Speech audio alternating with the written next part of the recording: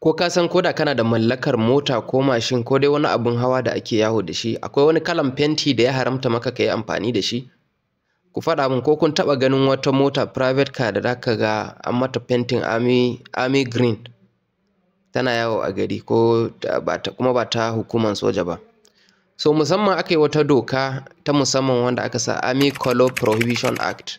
Wata doka ce da aka yi ta na musamman, aka ƙirƙiri dokan nan ta wato dokan tarayya, wanda aka hana mutane amfani ko yin fentin army green a motocinsu ko mashinansu ko ma keke kake da shi, in dai abin hawa ne to an haramta maka kai amfani da wannan kalo ɗin.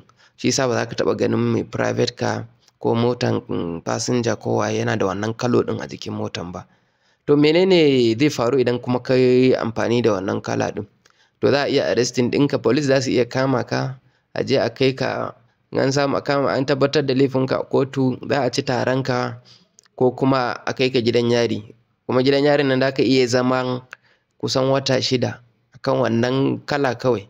Kuma za su iya seizing ɗin wannan motan ko mashin ko dai kowane abun hawa, su je su kai ta har sai sanda kuka yi yarjejeniyan za ka canja wannan fentin a rubuce, sai a sake maka ka je ka canja.